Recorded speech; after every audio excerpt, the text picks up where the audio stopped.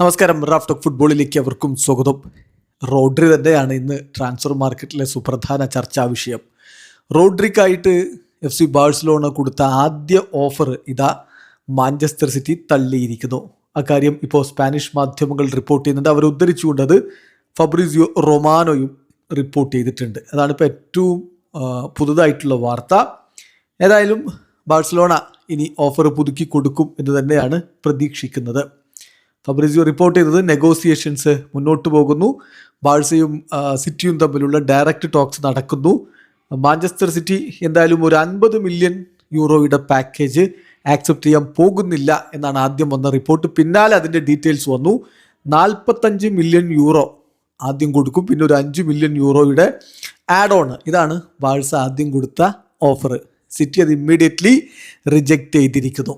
Barcelona ഇനി എന്തെന്നുള്ള ചോദ്യമുണ്ട്.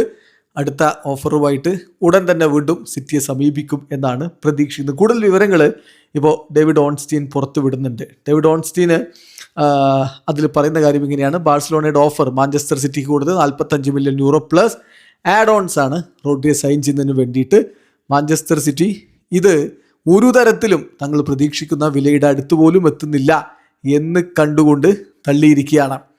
അപ്പോൾ ഒരു മീനിങ് ഫുൾ സ്റ്റേജിലേക്ക് ഇതുവരെ ചർച്ച എത്തിയിട്ടില്ല എന്നാണ് സിറ്റിയുടെ ഒരു നിലപാട്. ബാഴ്സലോണക്കും അറിയാം ഇതല്ല പ്രൈസ് എന്ന്. 80 million euro, around 80 million euro എങ്കിലും പ്രൈസ് വരുമെന്ന് ബാഴ്സക്കും അറിയാം. FC Barcelona know price 80 million euro എന്ന് തന്നെ വളരെ കൃത്യമായിട്ട് ഡേവിഡ് ഓൺസ്റ്റീൻ റിപ്പോർട്ട് ചെയ്യുന്നു. അപ്പോൾ ചുരുക്കി പറഞ്ഞാൽ ബാഴ്സക്ക് അറിയാം 45 മില്യൺ പ്ലസ് 5 മില്യൺ കൊടുത്താലൊന്നും കിട്ടാൻ പോകുന്നില്ല എന്നുള്ളത്. പിന്നെ ഒരു എറിഞ്ഞ് നോക്കി എന്ന് മാത്രമേ അതിനർത്ഥമുള്ളൂ.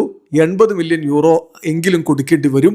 എന്തായാലും ബാഴ്സ അതിന് തയ്യാറായി മുന്നോട്ട് പോകുന്നു എന്ന് തന്നെയാണ് ലഭ്യമാവുന്ന വിവരം. വീഡിയോ അവസാനിക്കുന്നു. ഫുട്ബോൾ ലോകത്തെ കൂടുതൽ വിശേഷങ്ങളുമായി റാഫ് ടോക്സിൽ എത്താം.